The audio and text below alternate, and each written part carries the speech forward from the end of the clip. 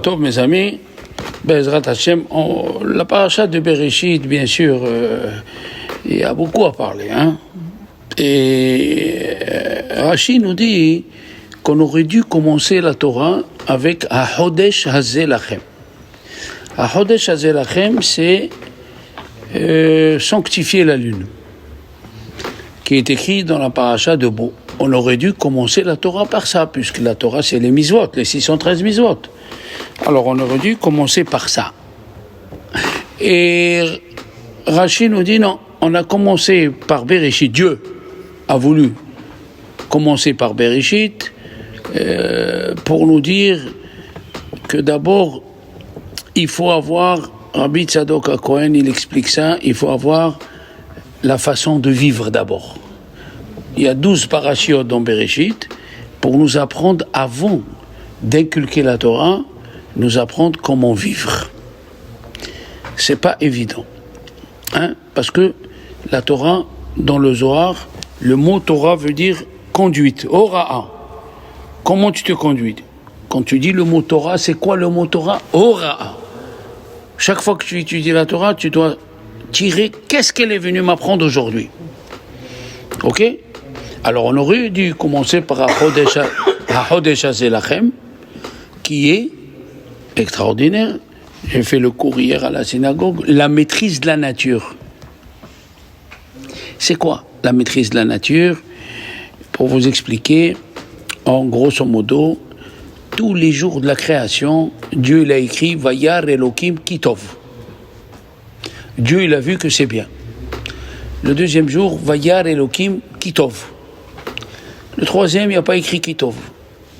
Parce que Rashi dit, il a relevé, parce que la création n'était pas finie. Et le mercredi, il y a 2 fois Kitov. Un pour hier, un pour aujourd'hui. Le jeudi, c'est écrit Kitov. Le vendredi matin, c'est écrit Kitov. Et après, quand il a créé l'homme, il n'a pas dit Kitov. Il a dit Vayar et kol asher asa ve'ine tov meod. Toute la création que Dieu il a fait, tov meod, elle est bien. Mais pourquoi tu n'as pas écrit Kitov pour l'homme? Voilà la question. Et pourquoi tu dis Vayar Elokim et kol asher asa, tout ce qu'il a fait? Alors, c'est la première question. Pourquoi tu n'as pas écrit Kitov pour la création de l'homme? Deuxième question. Pourquoi tu as dit Vayar Elokim et kol asher asa ve'ine tov meod. Alors le Midrash dit le mot meod, même Aleph Dalet, c'est le mot Adam. Adam. Tov meod, même Aleph Dalet, c'est le mot Adam. Ça veut dire qu'il y a le mot, on va dire, Vayar Hashem et kol asher asa ve'ine tov meod. Tu vas me dire, c'est Adam, comme si c'était écrit Adam Tov. Comme si c'était écrit Adam Tov. Mais la question, elle revient. Pourquoi il n'a pas écrit spécifiquement, quand il a créé l'homme, Tov, mais Vayar, c'est à Adam, Vayar Elokim ki Tov. Pourquoi il a inclus et kol asher asa ve'ine tov meod? Alors, pour vous donner un aperçu, en même temps, vous allez comprendre un morceau de la prière. Vous savez que on fait des louanges, Alléluia. Après Baruch She'amar, on fait Alléluia. Mais après, on fait Yotzer Or ou Borech Osher. On parle du Yotzer, ouais. C'est quoi le Yotzer? On parle ce que Dieu il a créé, les anges, les planètes, la terre, la lune. Et la question, elle est, qu'est-ce que ça m'ajoute à moi de me parler des étoiles et des anges? On aurait dû, après Ishtabah, commencer directement à parler du schéma. Pourquoi je suis obligé de savoir que la première étoile qui est à côté de la Terre, elle fait 18 fois le Soleil. Elle s'appelle Alpha Proxima du Centaure. Et qu'est-ce que ça, voilà, je te l'ai dit, ça t'ajoute à quoi ça? Pourquoi je suis obligé de parler que Dieu il a créé des milliards d'étoiles? Les Goïm ont fait un télescope, il a envoyé dans l'espace, qui s'appelle Hubble, pour voir s'il y a des êtres humains. Que quelqu'un leur fait coucou par le... Alors, le Zohar, il dit, il n'y a pas d'êtres humains dans aucune planète. Bon, ils veulent dépenser des milliards. Ils ont envoyé à la planète Mars, qui est à 100 millions de kilomètres, pour nous montrer des rochers, des trucs. C'est ce que la Torah nous apprend, comment la Terre elle était. C'est ça, Tohu Vabohu. Ce que les photos que vous voyez de Mars, c'est la création de la Terre avant qu'il y ait l'homme. Rien. Des rochers, du sable, voilà. Tohu Vabohu. Alors, la Gemara dans Brachot, la page 10, nous raconte que Dieu il a créé des milliards et des milliards d'étoiles et tout ça. Et bonjour, asseyez-vous. Et la question elle est, ça m'ajoute à quoi dans la perfection de moi? Ça m'ajoute à quoi pour être perfectionné dans la Torah? Eh bien, c'est la réponse.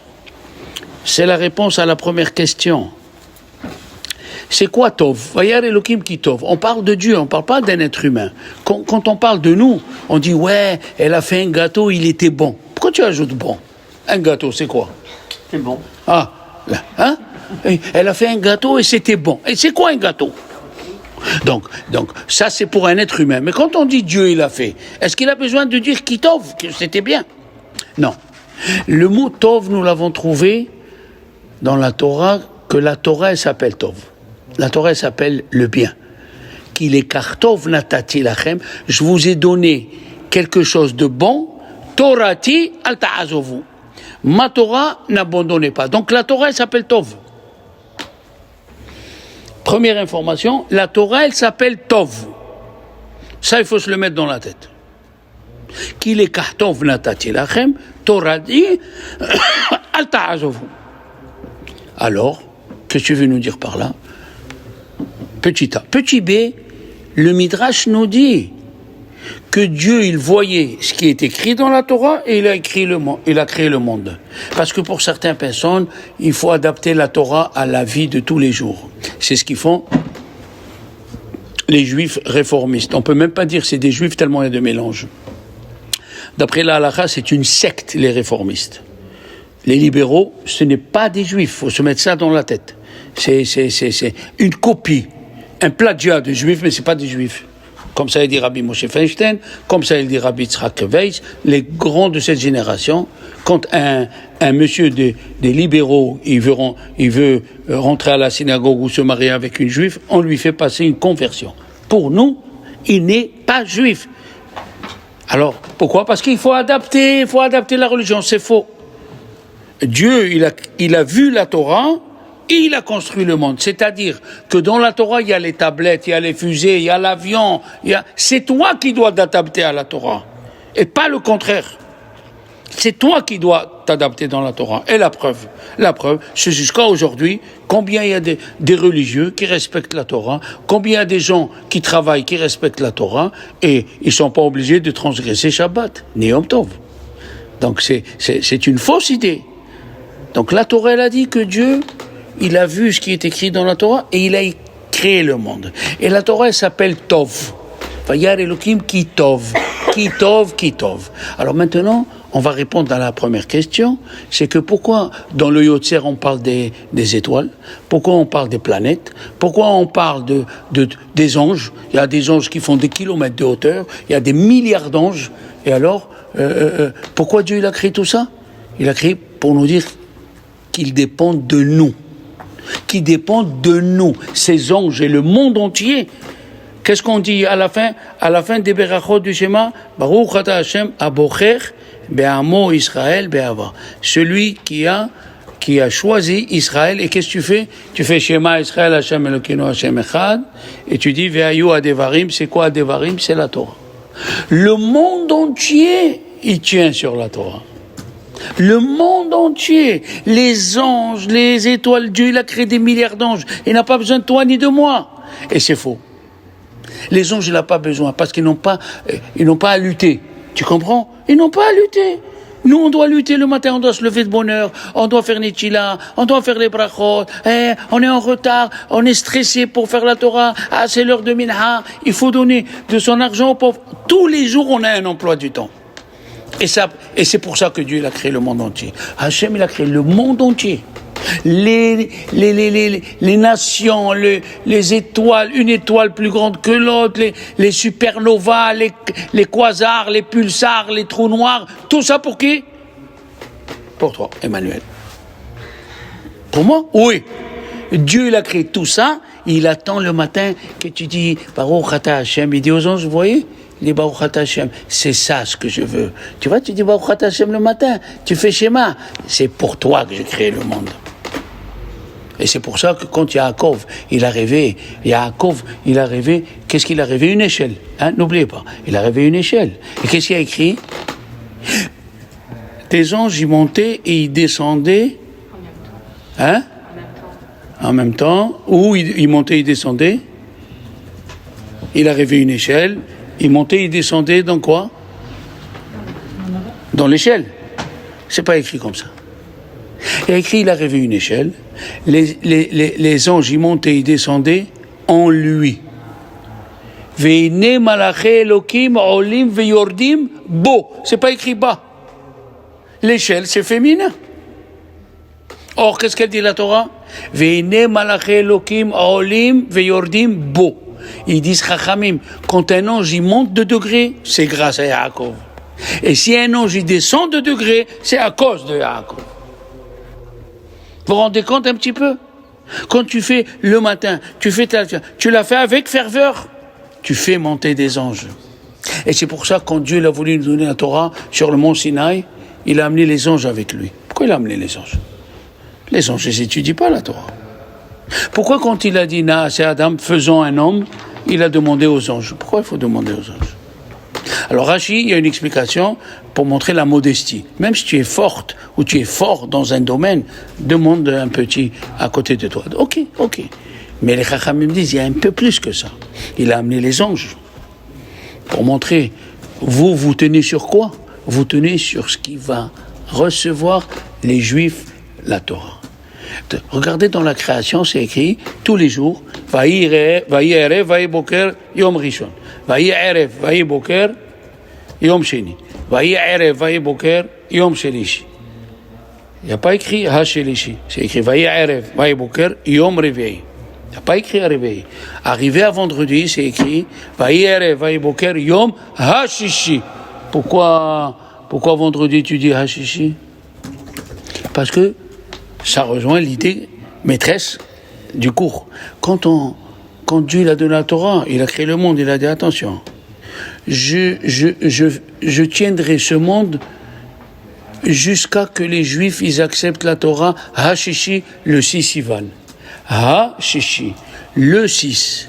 Quand on a reçu la Torah, le 6 Ivan. Alors, Dieu il a dit à l'ange du monde, attention, on sait comment il s'appelle l'ange du monde, mais on n'a pas le droit de le prononcer, parce qu'il est très saint. Il y a des anges qu'on connaît, on a tous les livres. Seulement, on n'est pas comme les générations d'avant. Avant, ils étaient saints. Mais on a un avantage que dans nos générations, toute action qu'on fait, elle vaut 1000 fois ceux d'avant. Parce qu'ils avaient pas les tablettes, ni les...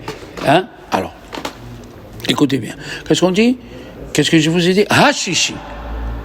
Le 6. Et Dieu, il a attendu combien? Combien il a attendu de générations, les enfants? 26 générations. Pour nous donner la Torah. Il ne fallait pas dépasser le 26, sinon le monde serait détruit.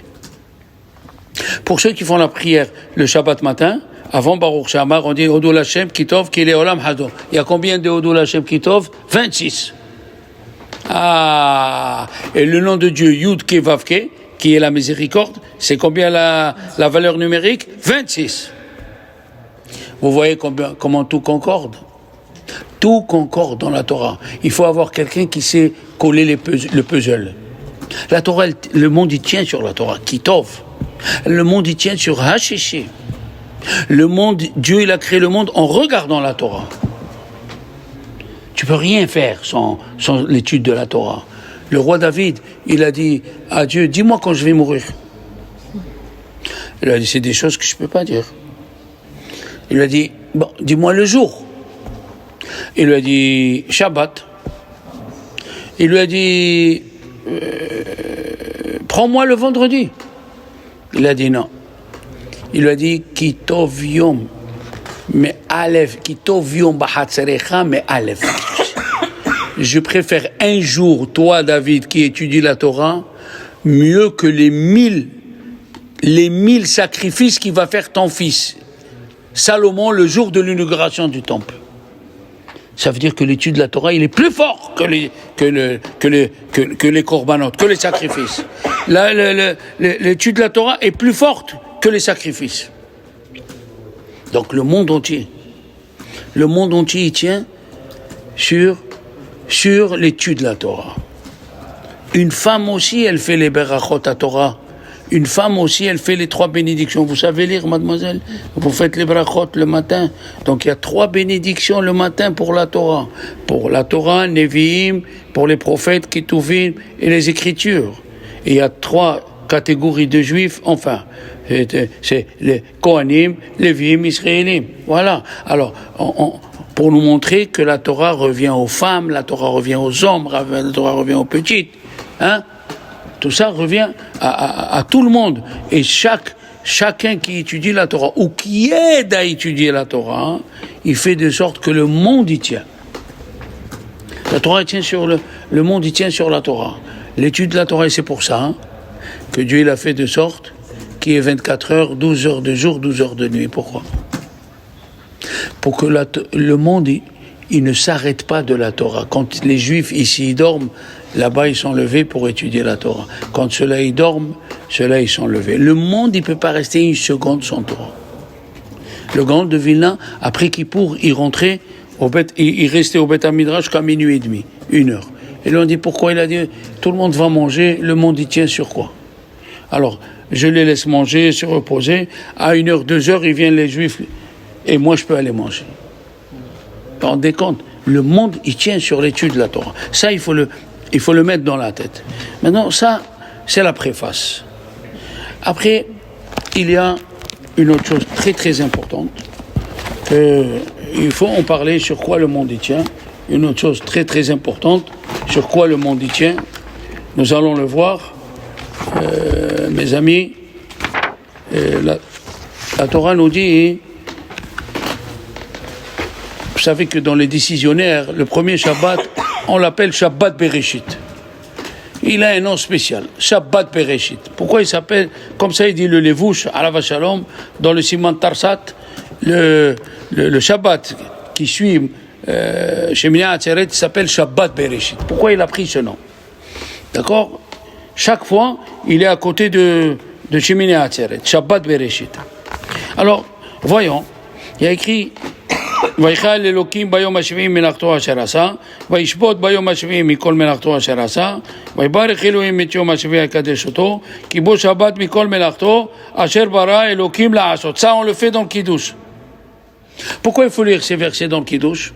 Parce qu'elle dit la Gemara, écoutez bien, je vais vous raconter, il y avait un grand rave qui s'appelle, je l'ai déjà dit dans le cours précédent, mais c'est bien de l'écouter, pour ceux qui n'ont pas eu le temps d'écouter le cours, Rabbi Shlomo Kasbiler, un grand admour saint qui est venu avant la Seconde Guerre mondiale.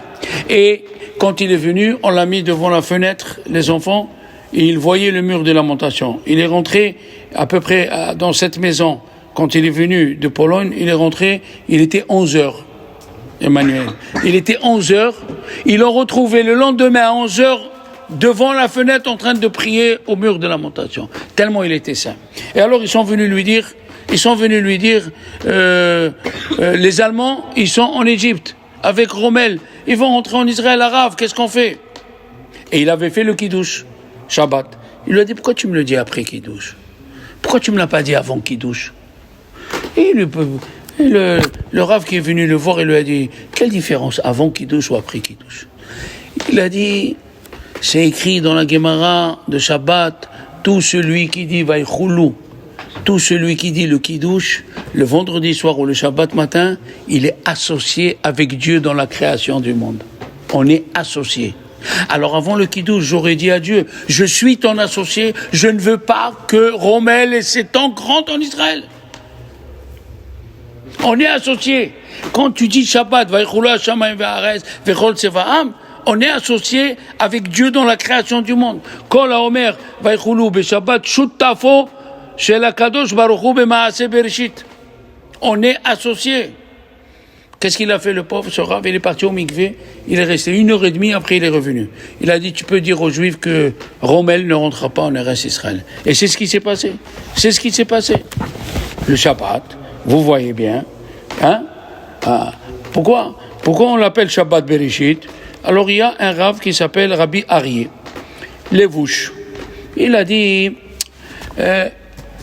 tout celui qui a passé les jours redoutables, Rosh Hashanah, Kippour, Rosh Hashanah Rabbah, il a eu au moins une pensée de faire Teshuvah.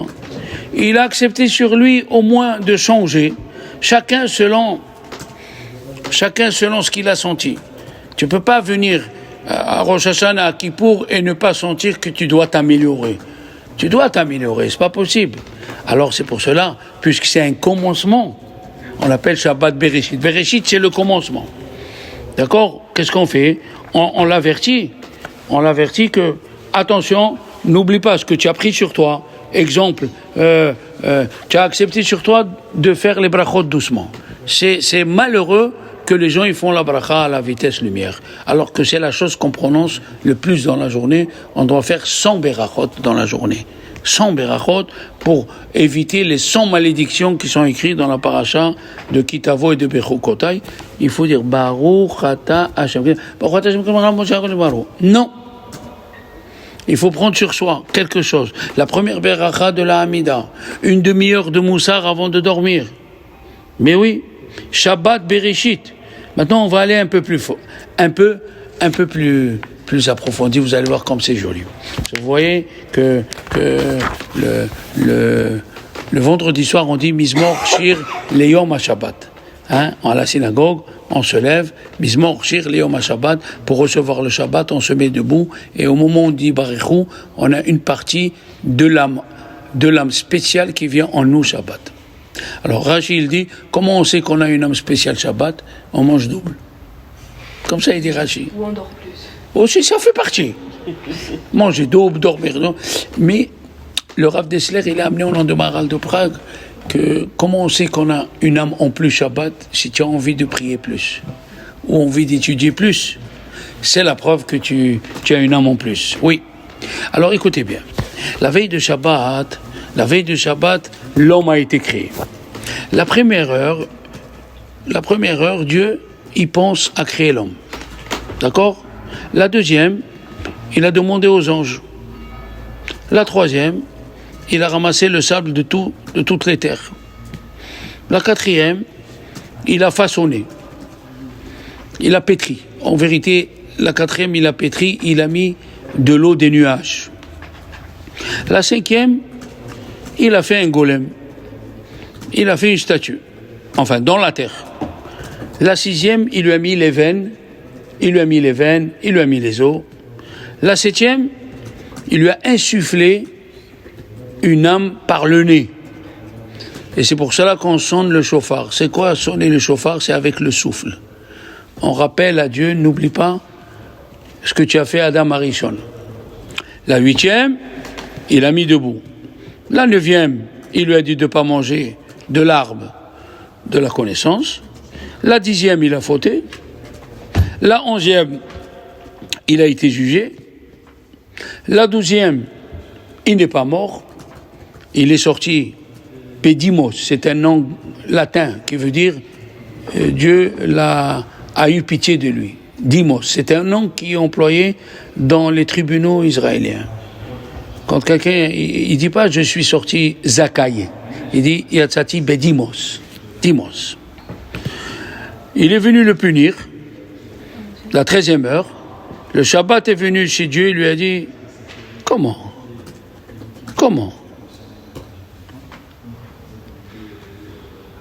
Dans toute la création, depuis dimanche jusqu'à aujourd'hui, tu n'as puni personne.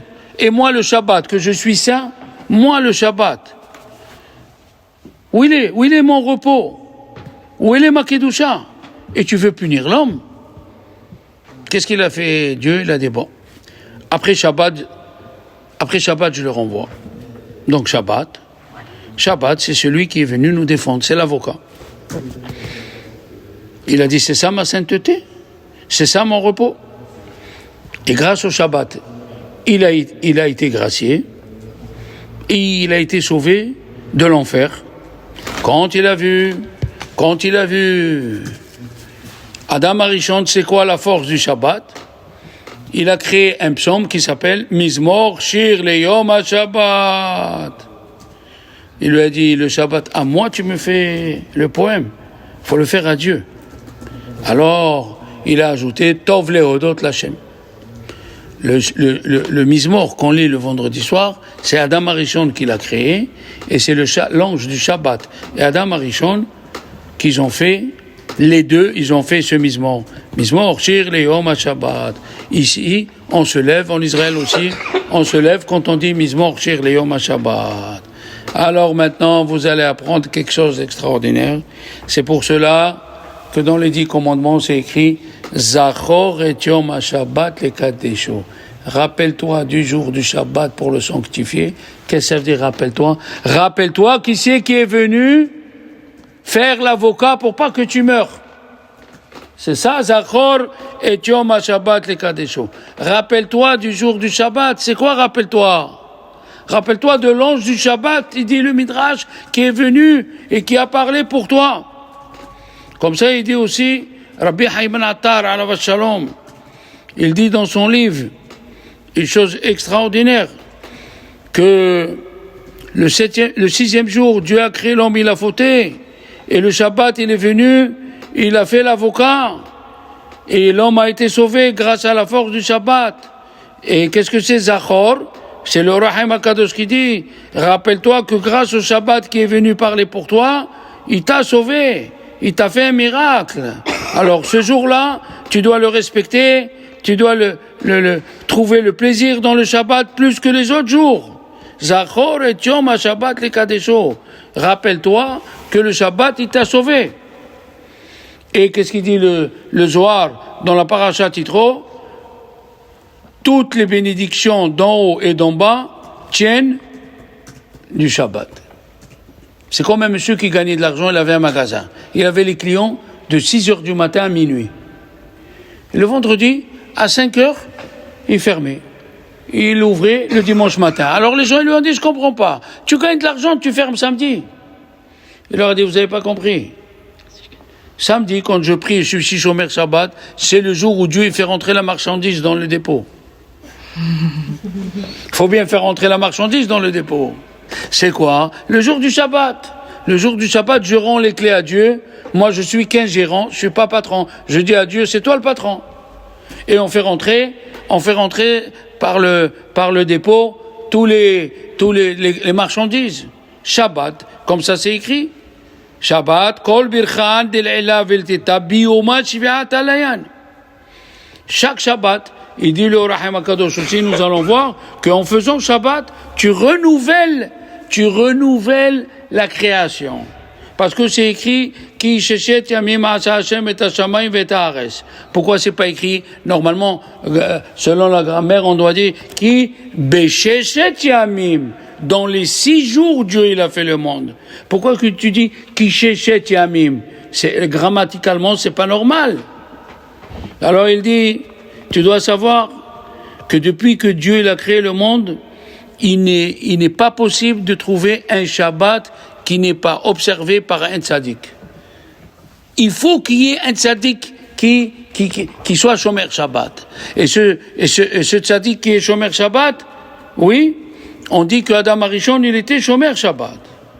Et il est venu son fils Shet, qui était tzaddik, et quand un il s'en va, il y a l'autre qui vient, et en faisant Shabbat, c'est toi qui donnes à la semaine de tenir. Tu fais à la semaine de tenir. Toutes les berachot, il dit le Zohar, ils tiennent sur le Shabbat. Oui? Zachor et Yom HaShabbat lekadesho. Et il a ajouté le Midrash, ou bishvil HaShabbat nitzal midina shel Gehinam. Et grâce au Shabbat, on est sauvé de l'enfer. Pourquoi? Parce que Shabbat, l'enfer, il ne marche pas. Dieu, c'est pour ça écrit, n'allume pas le feu Shabbat. Lo tevaharu esh bemoshvotechem biyom ha-Shabbat. N'allume pas le feu Shabbat. Pourquoi? Parce que moi je l'allume pas. Et il dit le Zohar, les Juifs qui allument le feu Shabbat, eh ben eux aussi le Guéhinam ne s'éteint pas pour eux Shabbat. Eux aussi ils continuent. Maintenant, nous avons dit au début quelque chose d'extraordinaire, que le livre de Bereshit, c'est quelque chose qui vient nous apprendre avant la Torah. Pourquoi?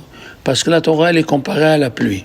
Comme ça, il a dit Moshe Rabbeinu, allô, Tizal Katal Imrati. Moshe Rabbeinu, il a dit que ma parole, elle tombe comme la rosée. Tizal Katal Imrati. Que la rosée, ma parole, elle est comme la rosée qui tombe sur la terre. Le problème, il a dit le grand devin, la rosée, la pluie, oui. Tizal Katal Imrati. Ya'arof Kamatal Likhi. Que ma Torah, elle soit comme la pluie et ma parole comme la rosée. Parce que la rosée, elle est été comme hiver. Comme ça, il a dit Dieu dans le prophète, Eye Katal Israël. Je suis comme la rosée pour le peuple d'Israël. Hiver comme été, je suis là tous les jours. Le problème, il est là. Le problème, si la pluie, elle tombe sur des arbres fruitiers, elle donne des arbres fruitiers. Elle donne des fruits. Et si elle tombe sur des ronces, les ronces aussi y poussent. Ça veut dire, la Torah, ça dépend sur qui elle tombe. Si elle tombe sur des arbres fruitiers, elle donne des fruits. Si elle tombe sur des ronces, les ronces y poussent. Ça veut dire que le livre de Bereshit, on va le voir au fil des semaines, est venu nous apprendre comment arriver avant Matan Torah. Comment se préparer avant de se convertir? Comment se préparer, même être juif, comment se préparer avant de recevoir la Torah? Il y a des fois, des juifs, ils ont raté leur vie. Oui, matériel. Ils n'ont pas trouvé de travail, ils n'ont pas. Mais le principal, ne pas rater ta mort. Ça, c'est très important. Notre religion, elle est basée sur la vie terrestre et la vie d'après. Et les Égyptiens, ils ont volé ça à Avraham Avinu, il leur a dit ça à Avraham Avinu. Qu'est-ce qu'ils ont fait? Ils ont fait un culte pour après la mort. Tout leur palais, leur pyramide, c'est pour après la mort. Et d'où ils le savent? Parce quand ils ont pris Avraham Avinu, ils n'ont pas voulu lâcher Sarah et Minou, il dit le Zohar, jusqu'à qu'il leur a donné le secret d'après la mort. Qu'est-ce qu'il faut faire? Et le secret, comment construire les pyramides. C'est Avraham Avinu qui leur a donné comme ça, il dit le Zohar. Nous trouvons dans la Torah une chose extraordinaire, que Rabbi Chaim Vital, dans son livre, qui était l'élève de Harizal, dans son livre, il a dit les bonnes conditions sont la condition sine qua non pour recevoir la Torah. Et c'est depuis Bereshit jusqu'à la fin de Bereshit. Les Chachamim nous ont dit, dans le Maxime des Pères, ils ont dit une phrase. La jalousie, l'envie, la recherche des honneurs tue l'homme avant son heure. Si l'homme il devait vivre 120 ans, la jalousie, l'envie et l'honneur. Là, on va parler, est-ce que c'est positif ou c'est négatif? Est-ce qu'on peut les trouver dans les deux côtés? Alors, nos chachamim me disent que pour l'envie, le Yetzirah de l'envie, les gens de la grande assemblée ont voulu l'enlever, mais ils n'ont pas pu, parce que les gens, ils n'avaient plus envie de rien faire, ni de leur femme, ni de manger, alors ils l'ont ramené. Au sujet de l'honneur, Chachamim, ils ont dit que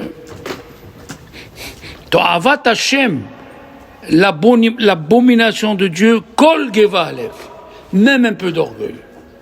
À Rambam, dans toutes les qualités, il a dit qu'il faut être au milieu. Il faut être au milieu. Il faut avoir envie de manger, mais pas être un glouton. D'accord? Dans tout, il a dit il faut la moitié. Quand il est arrivé à l'orgueil, il a dit l'orgueil, il ne faut pas avoir même un petit peu, parce que le roi Salomon, il a dit To'avat Hashem kol geva alev. Et de l'autre côté, qu'est-ce qui se passe? Les Chachamim, ils disent une chose extraordinaire. je ne sais pas si vous avez déjà entendu ça, celui qui mange un sandwich dans le marché, le chien, il est mieux que lui. Tu as faim. Tu as un sandwich cachère, tu manges dans le marché, tu vaux rien. Ça veut dire que tu donnes pas de l'importance au corps que Dieu t'a donné, tu manges devant tout le monde. Même quand tu as faim, il faut manger pudique. Une fois, j'ai demandé à des élèves qui sont maintenant mariés, tout ça, quand tu te lèves le soir et tu as soif, qu'est-ce que tu fais? On me dit, je bois, je dis, dans quoi? Tu prends la bouteille d'eau, tu prends la... Pardon. Et monsieur, qu'est-ce que vous connaissez? Oui. Donc, qu'est-ce qu'on voit d'ici? Tu manges dans la rue, tu vaux rien. Tu vaux rien. Tu donnes pas l'importance. Alors je disais, comment tu bois? Elle me dit, je prends la bouteille du frigidaire, je bois. Je dis, ben tiens, un sauvage. Il m'a dit, quoi? Mais c'est ma bouteille. Non, même si tu te lèves à minuit, tu prends un verre. Eh ouais, tu dois faire kavod au corps que Dieu il a créé. Je dis, tu te laves la figure le matin?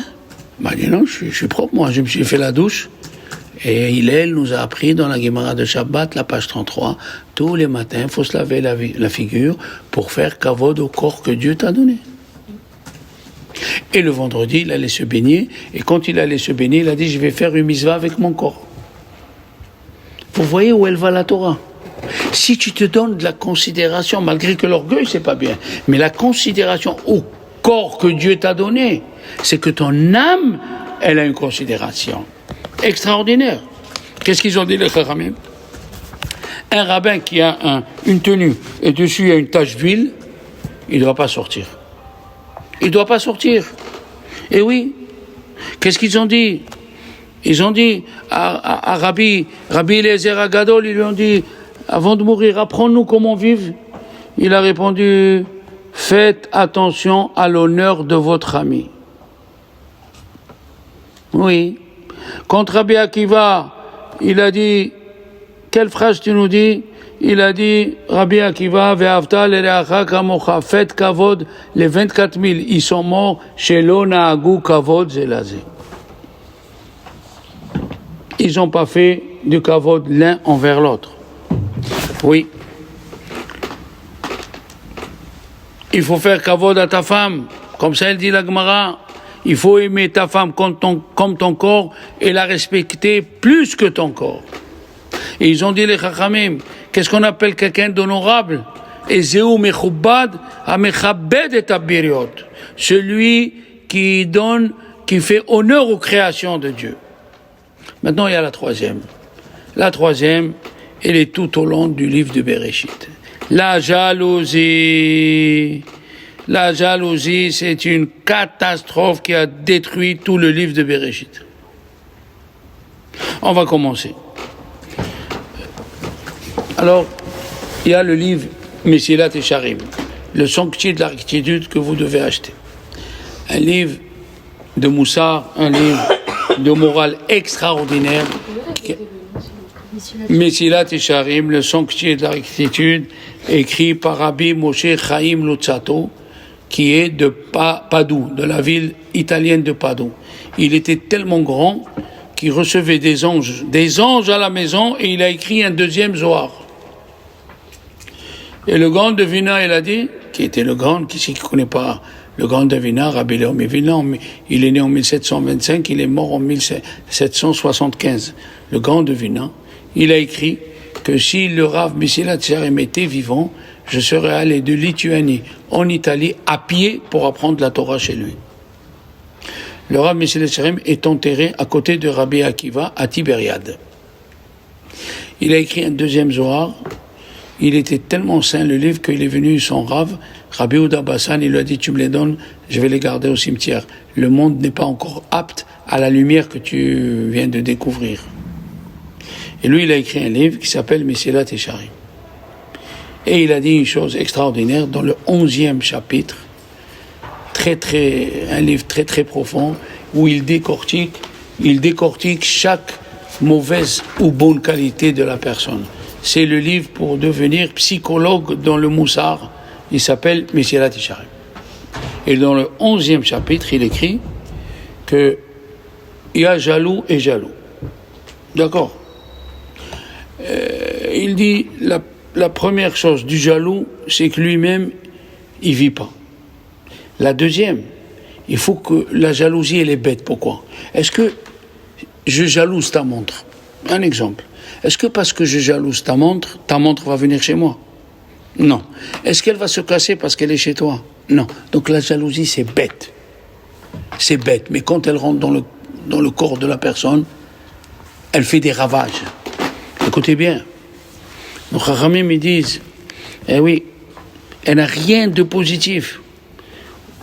Regardez dans la création du monde. Dans la création du monde, ils ont causé la faute. Exactement. La première chose, c'est le serpent. Le serpent, il a vu que Adam Arishon, il avait mis ce monde. C'était Chava. Oui, il faut dire les mots. Il avait la première femme créée par Dieu. Comment elle était d'après toi? Parfaite. Il a eu la jalousie que Adam Arishon, il a cette femme et lui non. Qu'est-ce qu'il a fait?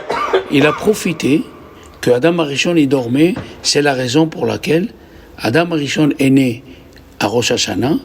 Et c'est la raison pour laquelle qu'on ne dort pas à Rosh Hashanah. Parce qu'il a dormi. Alors, le serpent, il était jaloux de Adam Arishon. Il est parti, il a séduit la femme.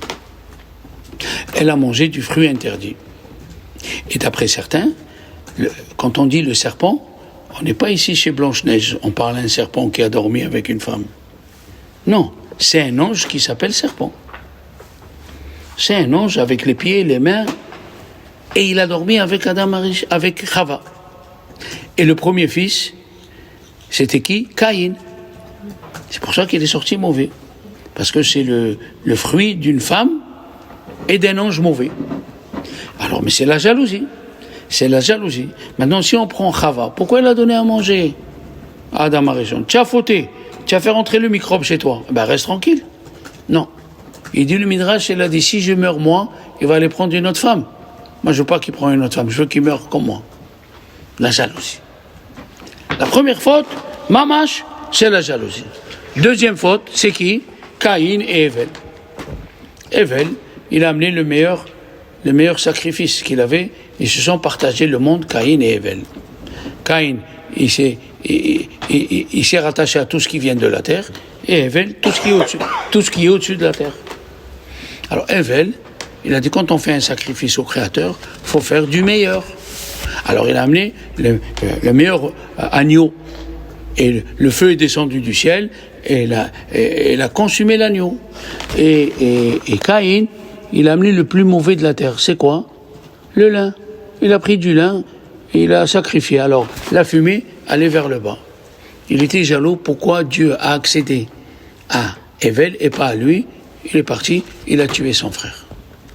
Les Chachamim disent, il a vu un oiseau, comment il a fait, il lui a fait plein de coups de couteau parce qu'il ne savait pas d'où l'âme elle sort. Donc, il a poignardé. Et quand Dieu lui a dit, les sangs de ton frère montent vers moi.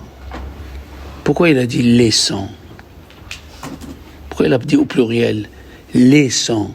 Parce que quand tu tues une personne, tu tues toute sa génération. Tous les enfants qu'il allait avoir. Et c'est pour ça que c'est écrit dans le Gemara, celui qui sauve une âme juive comme s'il sauve le monde entier. Pourquoi? Parce que tu le sauves, il va avoir des enfants, les petits-enfants, tout ça c'est grâce à toi. Et quand tu le tues, tu tues lui et toute la génération qui vient après. Voilà la deuxième chose. La deuxième chose où la jalousie est négative. La troisième chose, c'est quoi? La troisième chose, la lune, elle était jalouse du soleil. Elle a dit à Dieu, c'est pas possible que deux rois ont la même couronne. En shene melachim yecholim liot beketer ehad. Il lui a dit Dieu, puisque toi tu as parlé, toi diminue. Ils ont amené le soleil.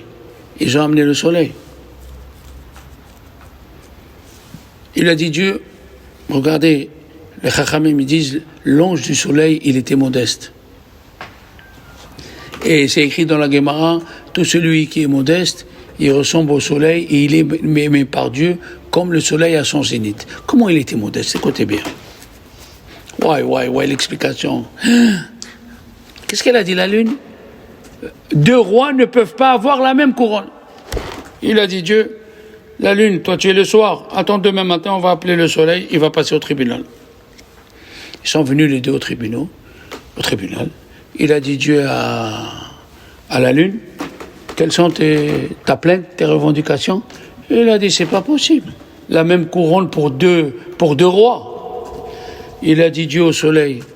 Et toi, qu'est-ce que tu lui réponds? Il a dit je comprends pas, il m'appelle roi. Quel roi? Je suis un esclave. Je suis pas un roi, je suis un esclave. Tu m'as donné l'ordre de prier du matin jusqu'au soir, mais c'est ce que je fais. Il lui a dit Dieu à la lune, tu t'es pris toi pour un roi, et lui il s'est pris pour un esclave. Tu vois la différence? Alors toi tu diminues. Non, j'ai une question. Mais oui. Birkat Alevana, si elle était jalouse. Pardon? Pourquoi on fait Birkat Alevana si Pour la consoler. Ah ouais. Dieu il a créé les étoiles pour consoler la lune. Et oui, on attend qu'il vienne le Mashiach, on dit dans Birkat Alevana, elle va retrouver son éclat. Okay. Et les éclipses alors? Hein? Les éclipses. Et Les éclipses. Les éclipses, c'est autre chose, c'est une manifestation de Dieu. C'est pour nous apprendre quelque chose. La Gemara de Brachot, elle parle des comètes, elle parle des éclipses, elle parle de beaucoup de manifestations qui arrivent.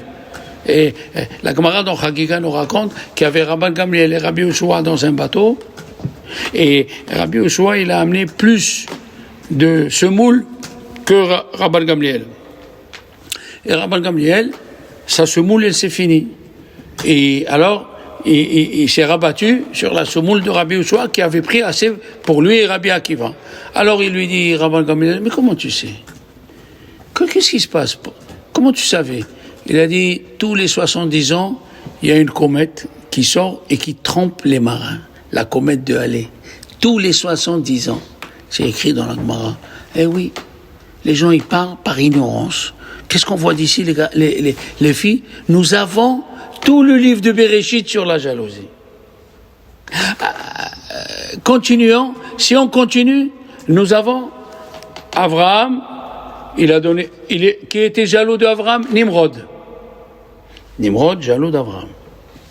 Après, les gens qui étaient autour de la Teva, ils étaient jaloux de Noah. Après, nous avons Ishmaël et Yitzhak. Ishmaël, il était jaloux de Yitzhak. Après, nous avons Esav qui était jaloux de Yaakov.